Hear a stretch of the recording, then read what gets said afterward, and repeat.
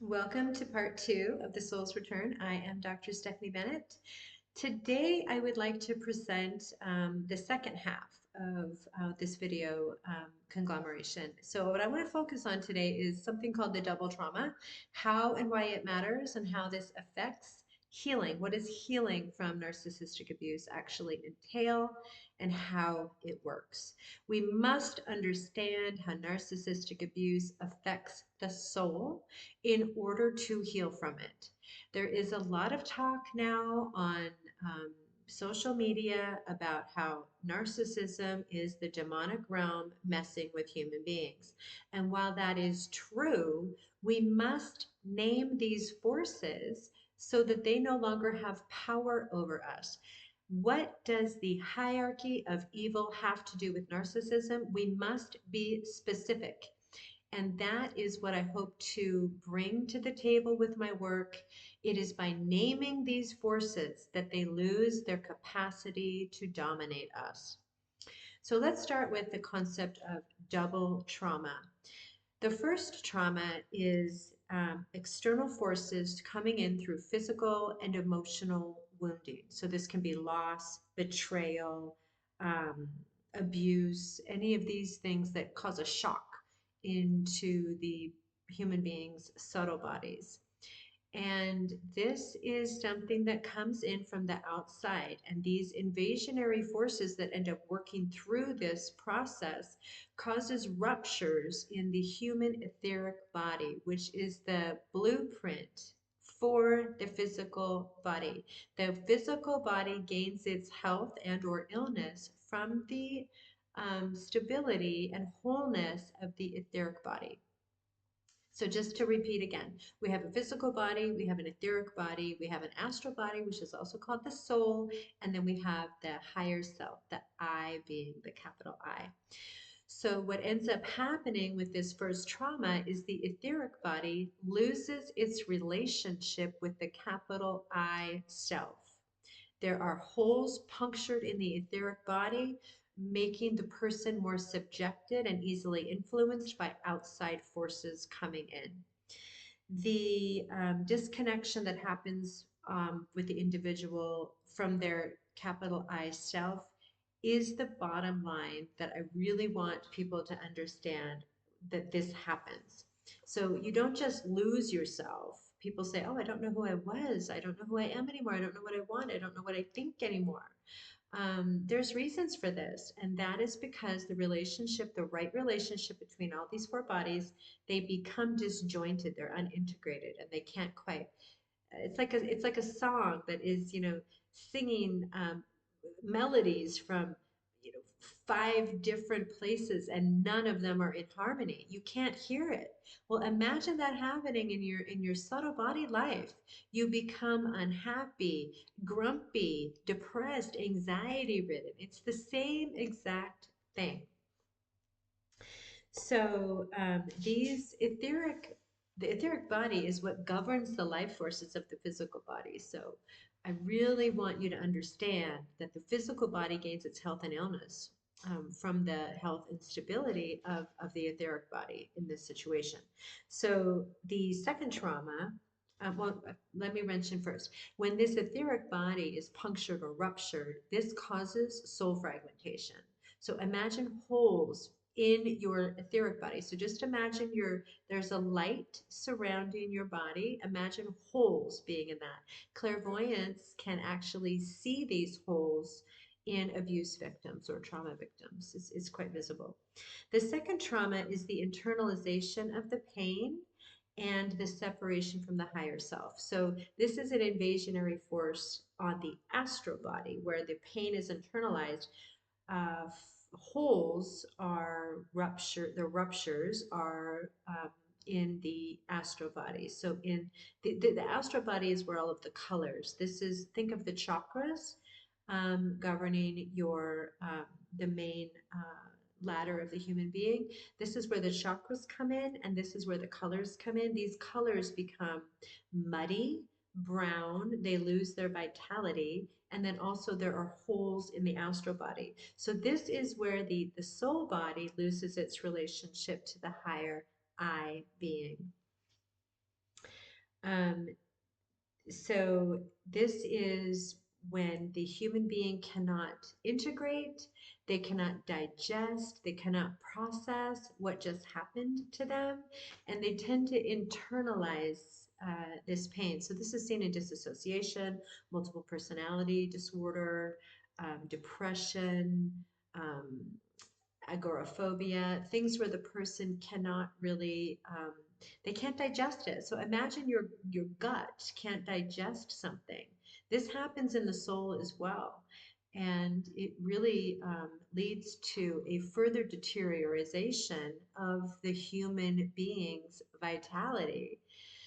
By the end of, people who have been in relationships like this for 10, 15, 20 years, they end up saying in counseling offices, I don't know who I am anymore. I don't know what I want anymore. I don't, I don't even feel like myself anymore. I don't recognize myself. I look in the mirror, I'm like, who is that? Well, this is why. The connection to your spiritual essence is completely lost, and the soul fragmentation, let me say this too. When the soul fragments, it's a largely unconscious process. So it is a natural inclination of the human being to protect itself.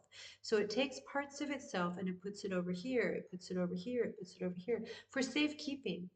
So by the time you go back and you're interested in healing and reclaiming those parts of yourself, they're in a safe place. So you're never going to lose yourself completely. I want there to be so much hope in this conversation. I do want to mention too that in the healing process, healing the etheric body is done through slow, steady, repeated, rhythmic exercises. Wake up, make your bed every day, have your routines, have your rituals, have your sacred rituals. It takes time to heal the etheric body. Healing the astral body is different.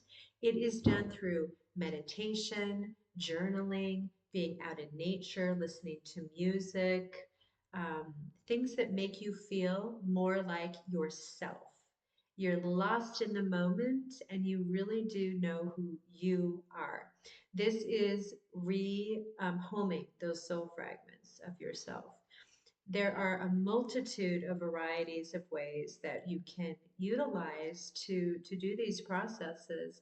I go through so many exercises in the book that you can participate in at your leisure, and they will help you retrieve these soul fragments. It is possible, it will happen, it is absolutely possible to heal from this narcissistic abuse.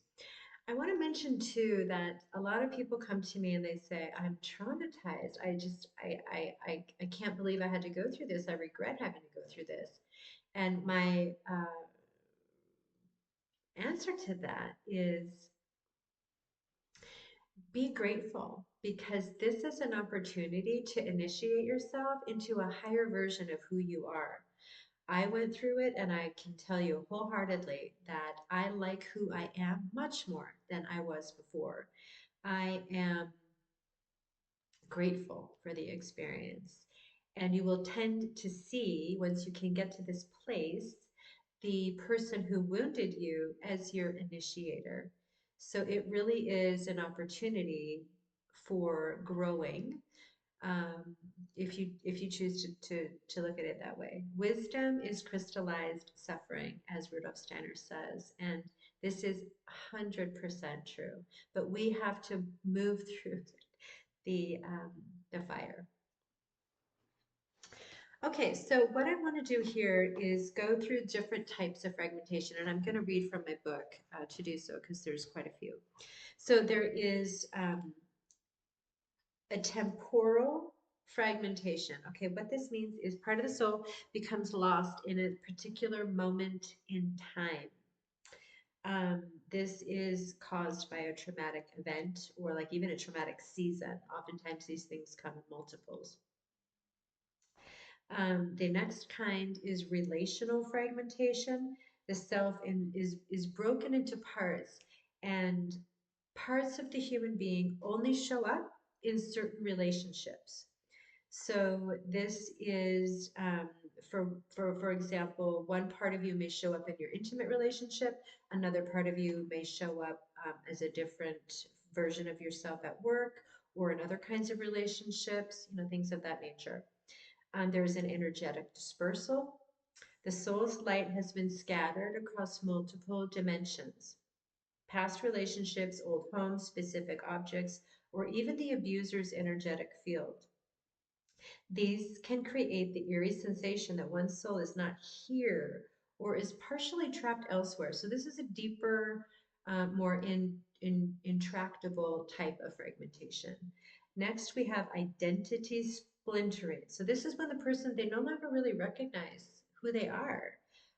Their identity has been hollowed out. They've been splintered off from who they are. They may adopt masks in order to survive as a survival mechanism. And they may adopt, well, they just feel inauthentic. And the next is shadow binding. Certain aspects of the soul become bound in shame or fear or self hatred, and they're exiled to the unconscious. These are often powerful, luminous aspects of the self. This is safekeeping, okay?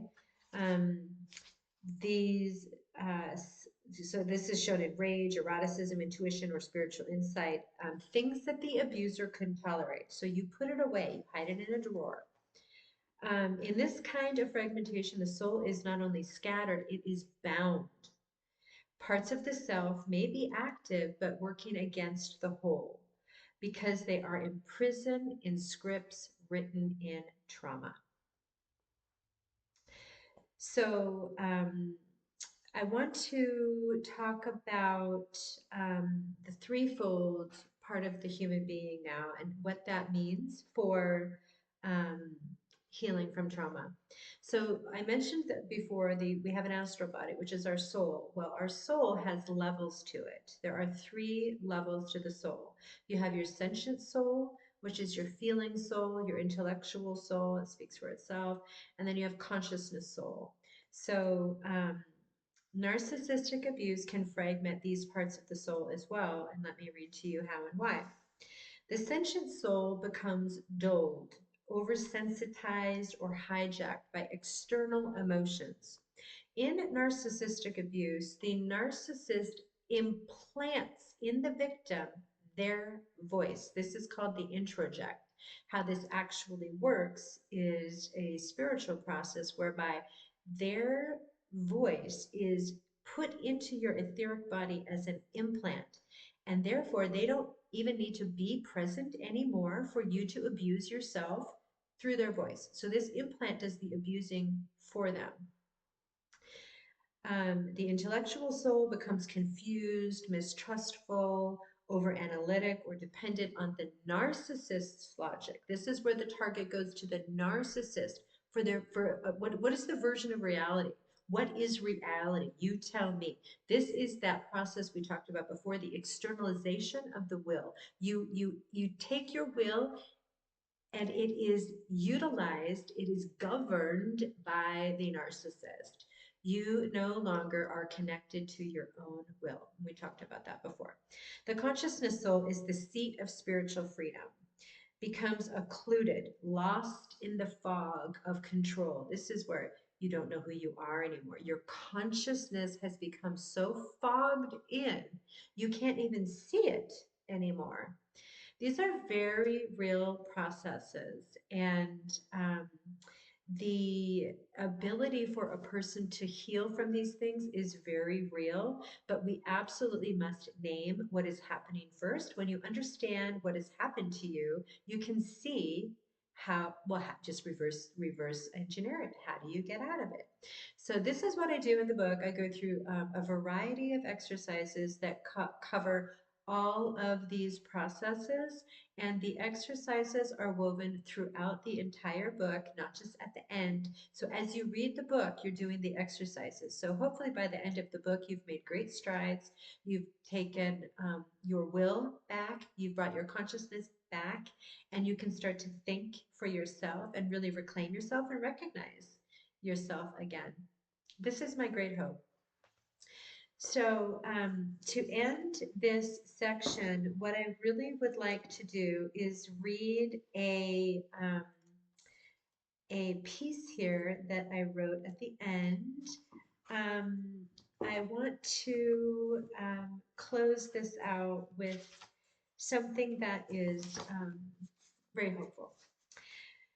Beauty is carved from the stone at the center of the heart, where grief once slept and turned to gold within the hush between worlds. Healing is possible. Healing is possible. Healing is possible. I thank you so much for your attention and hope that you found something of value in this. Write me your questions. I am absolutely happy to see what it is that's on your mind. And hopefully we can continue this conversation in another format. See you soon. Bye-bye.